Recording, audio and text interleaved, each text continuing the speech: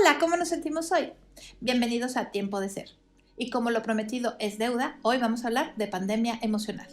Recuerda que en el promo les comenté que la pandemia emocional pudiera llegar a ser mucho más letal que la pandemia misma, pero como a mí me gusta siempre empezar por el principio y que todos entendamos para dónde vamos, empecemos por definiciones. Muchas veces estas son un poco aburridas, pero son muy necesarias para entendernos. Así que empecemos por qué es una pandemia. Y una pandemia, según la Organización Mundial de la Salud, que conocemos por sus siglas, la OMS, dice que una pandemia es la propagación mundial de una nueva enfermedad en la que la mayoría de las personas no tienen inmunidad contra ella. En este caso, nuestra pandemia se llama coronavirus. ¿Y qué es el coronavirus? Pues el coronavirus es un virus y los doctores dicen que los virus son partículas de código genético encapsuladas en vesículas de proteínas. Pero como yo siento que eso es sumamente complicado, ¿por qué no lo dejamos en que es un bicho muy pequeñito pero súper letal y que nos puede matar? Los coronavirus son muy comunes. La mayoría de las gripas nos dan por ellos. Y por eso nosotros en varias etiquetas de los productos para limpieza veíamos que mataban al coronavirus.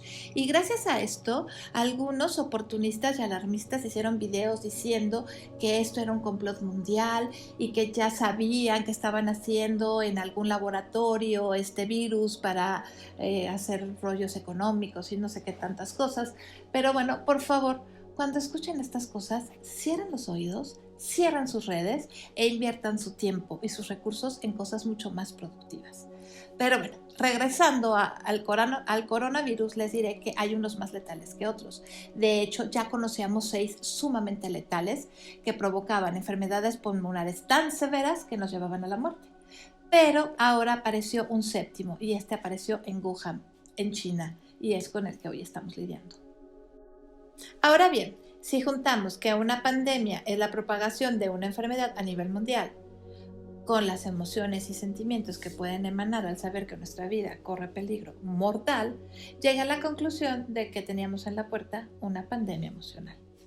Hemos visto en las noticias cómo a lo largo de todo el mundo están las personas confinadas en sus casas tratando de matar el tiempo, cantando, jugando. De hecho, he visto videos simpaticísimos donde hay gente jugando ping-pong, no sé cómo lo logran, o que sacan a sus perros por medio de canastitas para que bajen de los edificios y puedan caminar un poco y volverlos a subir, etcétera. Hemos visto muchísimas cosas a través del mundo. Pero entonces yo hice mi tarea y decidí hablarles a varias conocidas, también para saber cómo lo están viviendo en diferentes lugares. COVID-19 nos encerró en nuestra casa, nos encerró en el interior de nuestro hogar, nos ha quitado todo. Quizá tenemos muchos miedos, muchas culpas, y es el momento para poder identificar ese sentimiento que lo hemos ido guardando, que lo hemos ido acumulando a través de los años y poder resolverlo. ¿Cómo he vivido la pandemia? Bueno, yo les quiero platicar. Al principio sí me entró una ansiedad muy fuerte porque como actriz, pues no sabía qué iba a pasar realmente con el trabajo, con las audiciones, las producciones. Había mucho miedo en general. Cuando escuchas las noticias del gobierno y se ponen así de serios, pues la verdad es que sí, todos nos tocó reaccionar, obedecer.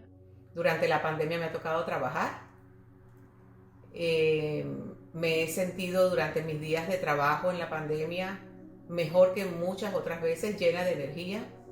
No tengo ansiedad en la pandemia, siento que es un problema global que no podemos controlar, y al estar todos en la misma situación, pues pienso que hay mucha más comprensión, hay mucha más entendimiento y por tanto debe haber un poco de crecimiento personal que tenemos que aprovechar. A pesar de la dificultad que es para mí quedarme encerrada, porque yo soy una persona sumamente activa, súper inquieta, me encanta el gimnasio, me encanta correr, yo juego mucho básquet y es una actividad que no sé cuándo voy a poder volverla a retomar. He podido disfrutar el tiempo en familia, que no siempre dispones. En mi caso he aprovechado muchísimo el compartir con mi hijo, el despertarnos, desayunar juntos, hacer la comida, cenar juntos, ver películas, compartir más actividades que cada uno disfruta a su manera, ¿no? Con el transcurso del tiempo, pues te vas adaptando, y en mi caso, pues me volví un poquito más a interiorizar y a ver cómo podía volverme más creativa, y pues empecé a meterme más a estudiar, a leer, a hacer cosas que me ayudaron a avanzar en mi carrera, pero también empecé a conectarme con mi familia, con amigos de aquí, con amigos de México. Entonces creo que la invitación es dirigir la mirada hacia el interior y poder atender lo que tenemos que atender. Como pudimos apreciar, todos estamos en lo mismo, pero lo vivimos de diferentes maneras. ¿Por qué? Porque son diferentes países, diferentes culturas, diferentes geografías, diferentes economías. En fin, todos estamos en el mismo viaje, pero en diferentes barcos. La semana pasada les comenté en el promocional que emociones y sentimientos no eran lo mismo, que existían unas emociones primarias como el miedo, la ira, la alegría, la tristeza, el asco y la sorpresa. Las emociones no se piensan, las emociones no se razonan, las emociones se sienten. La emoción es una vivencia que tiene rostro. Pongamos, por ejemplo, cara de miedo, o cara de alegría, o cara de asco. ¿Qué tal? Descubrimos por qué las emociones tienen cara, pero si no, pongamos otro ejemplo. Pensemos en una persona ciega de nacimiento, que cuando tiene miedo lo expresa facialmente. ¿Cómo lo puede hacer? Sí, nunca ha visto la cara de miedo. A eso me refiero. Por otro lado, las emociones son muy fuertes, son muy intensas. Nos da taquicardia, nos sudamos, nos da algo aquí en el estómago. Se siente con todos nuestros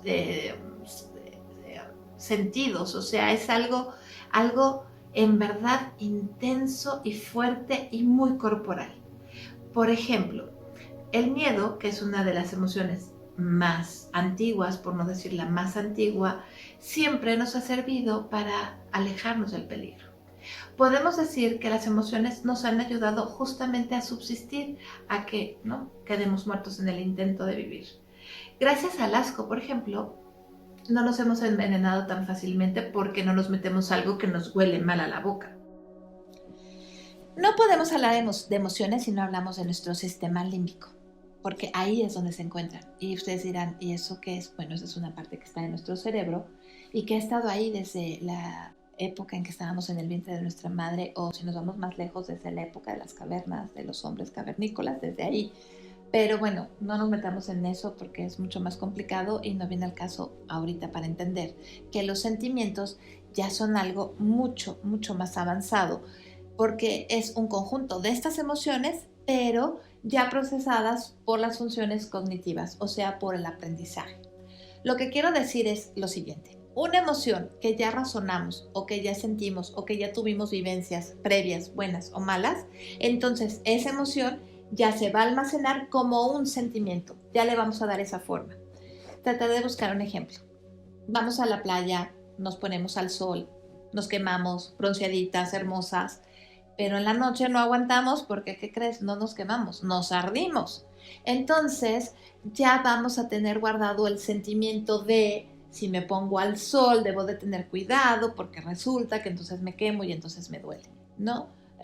Más o menos así es como se va formando.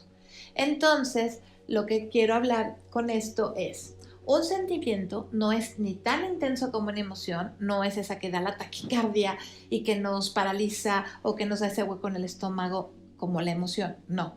Y también, corporalmente hablando, es mucho menos intenso, pero sí puede llegar a ser mucho más duradero en el corazón, en el alma, donde lo quieren poner. Tanto como la vida misma. Hay seres humanos que no perdonan o que guardan rencores para siempre.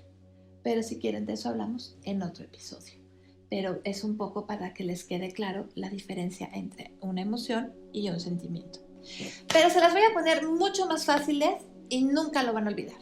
Yo pasé todo un semestre universitario tratando de entender esto de emociones y sentimientos porque justamente los psicólogos trabajamos en los sentimientos. Entonces comprenderán que en la universidad tratan de que nos quede muy claro la diferencia entre una emoción y un sentimiento y tener claro un sentimiento para poder entonces trabajar con él. Pero hace no mucho tiempo tuve la gran suerte y fortuna de tropezarme en la vida con el doctor López Rossetti y me enseñó algo que es súper importante, básico, y con eso estoy segura que siempre van a entender la gran diferencia entre emociones y sentimientos. Y él dice que no somos seres racionales, somos seres emocionales que razonamos. ¿Verdad que queda mucho más claro? Gracias, doctor López Rossetti. Como usted dirían en su patria, sos genial, porque me hiciste comprender en tan solo una frase lo que me tardé un semestre universitario.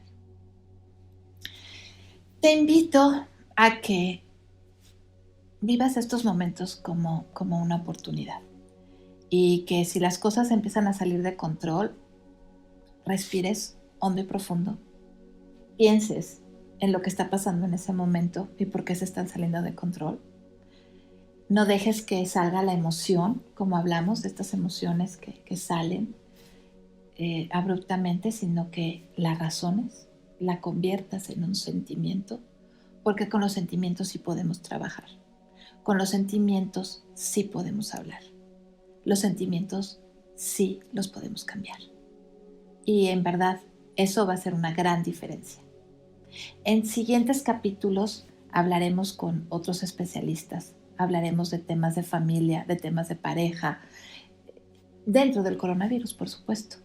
¿Qué pasa cuando perdí el trabajo y no sé cómo va a seguir todo esto ahora?